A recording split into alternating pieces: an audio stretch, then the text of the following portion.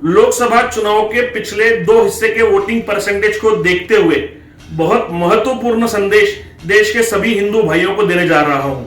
हिंदुओं, आपको वोट करना पड़ेगा। अगर अयोध्या की तरह काशी और मथुरा को भी फिर से वैभवशाली पुनर्प्रतिष्ठापित करते देखना चाहते हो तो आपको वोट करना पड़ेगा। इस देश में प्रभु श्री राम, छत्रपति श्री शिवाजी महाराज, धर्मवीर छत्रपति श्री संभाजी महाराज, महाराणा प्रताप, गुरु गोविंद सिंह जी महाराज ऐसे धर्म योद्धाओं का हो रहा बार बार अपमान अगर रोकना चाहते हो तो आपको वोट देना पड़ेगा। जिस तरह 370 हटाकर जम्मू कश्मीर को देश के मुख्य हिस्से से जोड़ा गया, उसी तरह पाक व्याप्त कश्मीर देश से जोड़ने के लिए आपको वोट देना पड़ेगा। सीएनआरसी के माध्यम से दूसरे देशों में हो रहे हिंदू भाइयों को हंसते हंसते स्वीकारने के लिए आपको वोट देना पड़ेगा।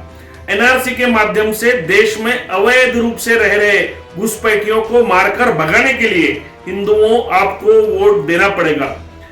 देश की अंतर्गत सुरक्षा के लिए पिछले 10 साल में देश में ना ही कोई विस्फोट हुआ और ना ही कोई आतंकी हमला। देश की अंतर्गत सुरक्षा को और मजबूत बनाने के लिए आपको वोट देना पड़ेगा। नए आधुनिक हथियार, बुलेट प्रूफ जैकेट, नई नई सुविधाएं देकर सेना का मनोबल बनाने के लिए आपको वोट देना पड़ेगा। ये नया भारत है, ये मार खाएगा नहीं, घुसकर मारेगा। इस छवि को और मजबूत बनाने के लिए आपको वोट देना पड़ेगा। लौ जिहाद में फंस रही हजारों हिंदू बहनें, लौ जिहाद के खिलाफ कड़े और सख्त कानून बनाने के लिए हिंदुओं आपको वोट करना पड़ेगा। वक्फ के माध्यम से अवैध रूप से जमीनें हड़पी जा रही हैं, वक्फ के काले कानूनों के खिलाफ हिंदुओं आपको वोट देना पड़ेगा।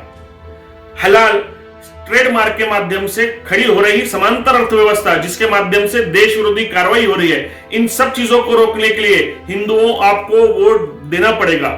हम दो और हमारे दो, इस तरह के कायदे लाकर सभी के लिए जनसंख्या नियंत्रण कानून लागू करने के लिए हिंदुओं आपको वोट देना पड़ेगा। एक देश, एक विधान, एक संविधान और एक ही निशान, इसी तरीके से सभी के लिए समान कायदा लाने के लिए आपको वोट देना पड़ेगा।